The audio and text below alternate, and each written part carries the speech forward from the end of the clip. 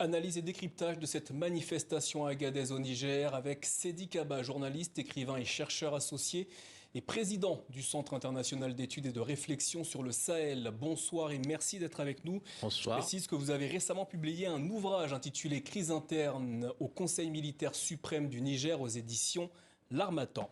Sedi Kaba, ce à quoi on assiste aujourd'hui au Niger, notamment dans la ville de Agadez, dans le nord du pays, selon vous, c'est quoi ? Non, il faut dire qu'il y a une présence militaire américaine au Niger sur deux bases importantes. La base 101 à Niamey, à Niamey, la capitale du Niger, et puis la base 201 à Agadez qui concentre la force la plus importante. Depuis quelques semaines, les relations entre le Niger et les États-Unis, le pouvoir militaire qui a pris le pouvoir, les militaires qui ont pris le pouvoir à Niamey le 26 juillet 2023, se sont dégradés et le CNSP, le Conseil national pour la sauvegarde de la patrie, a demandé le départ des forces américaines. Les Américains, comme il a été dit dans les reportages, ont accepté. Là, ce qui se joue, c'est le calendrier du départ des forces américaines du territoire nigérien. Alors, ce à quoi on assiste en ce moment, c'est quoi? C'est une réaffirmation de la souveraineté du pouvoir nigérien sur le pays, c'est ça? Oui, on peut le dire, il y a une dynamique aujourd'hui nouvelle qui s'est créée depuis le 26 juillet 2023 qui met fin à la présence des forces étrangères. Parce que comme on sait depuis 2013, à la faveur de l'insécurité au Sahel, des forces étrangères se sont installées au Niger, principalement les forces américaines et ensuite les forces françaises qui sont venues pour aider le Mali et qui, par la suite, se sont installées au Niger aussi. Alors justement, on a vu ces derniers mois que la France a dû quitter le Niger sur demande des autorités de Niamey. Pourtant, après le coup d'État de juillet, les Américains avaient été pour le moins discrets, pour ne pas dire accommodants avec les nouvelles autorités en place. Était-ce une erreur ? On peut reconnaître que dans un premier temps, la posture des Américains a été de se montrer accommodant envers les militaires. Pourquoi l'ont-ils fait ? C'est à cause de la base qu'ils possèdent à Agadez ? Oui, il y a sans doute cela. En grande partie, c'est cela, puisque les Américains sont allés jusqu'à sacrifier l'automaticité qui leur impose le coup d'État de suspendre toute coopération dans le cas particulier du Niger. En raison, à mon avis, des enjeux qui vont au-delà du Niger. L'enjeu de la présence américaine dépasse très largement le Niger pour concerner l'ensemble de l'Afrique du Nord, l'ensemble du Sahel. Et à côté de cela, il y a aussi les enjeux financiers.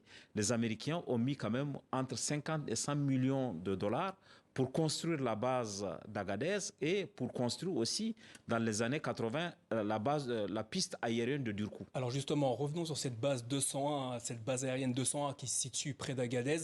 En quoi est-elle stratégique pour les Américains ? Absolument, elle est d'une stratégie qui dépasse largement le cadre du simple Niger.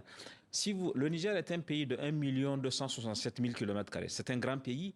Et si les Américains ont choisi le nord du Niger particulièrement, qui n'est pas la zone la plus concentrée, la point concernée par le terrorisme, c'est parce que cette position géostratégique leur permet de surveiller toute l'Afrique du Nord, principalement la Libye, l'Algérie, tous les pays d'Afrique du Nord, et de surveiller en même temps l'Afrique subsaharienne, tous les réseaux terroristes. Il y a un troisième enjeu, c'est la question aussi des routes de la drogue. Vous savez, les Américains ont toujours eu pour agenda de lutter contre la drogue où qu'elle se trouve. Et ce n'est pas par hasard s'il y a des éléments de la DEA, l'administration américaine spécialisée dans la lutte contre la drogue qui était là. Et puis, en plus de cela, il y a aussi la CIA, puisque la CIA actionnait des drones à partir de Durkou pour surveiller la zone et pour procéder aussi à des éliminations ciblées des terroristes. C'est une des critiques qu'on entend de la part de certains Nigériens. Cette base n'aurait pas permis, notamment au pays, de retrouver une forme de sécurité face aux groupes terroristes dans le pays. N'est-ce pas justifié de demander, dans ce cas-là, n'est-ce pas justifié de demander le départ des Américains si les résultats ne sont pas là ? Je crois qu'il y a une grande part de vérité dans cette critique. On n'a pas senti une véritable valeur ajoutée de la présence de Sonon. Parce que, à mon avis, les Américains avaient leur propre agenda qui n'était pas forcément l'agenda du Niger. Eux, ils faisaient des éliminations ciblées, mais ils ne participaient pas véritablement à la lutte antiterroriste. À leur décharge, il faut dire quand même que la plupart des éliminations de chefs djihadistes que les Français ont pu opérer l'ont été à partir des renseignements fournis par les Américains. Parce que c'est les satellites américains qui surveillaient l'ensemble du Sahel et qui disaient aux Français, voilà, il y a Drukdel à tel endroit, il y a celui-là à tel endroit. Et c'est à partir de ces renseignements que les Français ont pu opérer avec des troupes au sol pour éliminer les chefs djihadistes. Mais concrètement, les Américains ont aussi fourni, il faut le dire, c'est pas aujourd'hui qu'il faut dire que leur présence a été inutile. Ils ont permis la formation des forces spéciales nigériennes. Ils ont permis aussi l'équipement de ces forces, notamment par la fourniture des avions Hercule C-130 qui ont permis à l'armée nigérienne d'avoir une certaine mobilité. Alors ce départ annoncé des soldats américains pourrait être vécu comme une forme d'humiliation par le pouvoir à Washington. Le Niger ne risque-t-il pas là des mesures de rétorsion de la part des Américains? Oui, c'est un risque qu'il ne faut pas écarter. Mais simplement, si vous remarquez, à la différence de ce qui a été fait pour les Français, les militaires nigériens sont dans une posture de prudence. Ils n'ont pas donné une échéance. Ils disent, nous allons négocier et vous allez partir dans la dignité. Il ne s'agit pas d'humilier les Américains. D'ailleurs, une délégation américaine doit arriver dans le pays prochainement. Doit arriver dans les pays, justement, pour discuter des calendriers. Les Américains peuvent demander 6 mois, peuvent demander moins que ça. Mais il y a, on le sent très bien, de la part des militaires nigériens, une posture qui consiste à ne pas humilier les Américains parce que les Américains ont d'autres leviers. Ils sont au conseil d'administration de la Banque mondiale, du FMI. Donc, les froisser peut être contre-productif pour les militaires nigériens au pouvoir.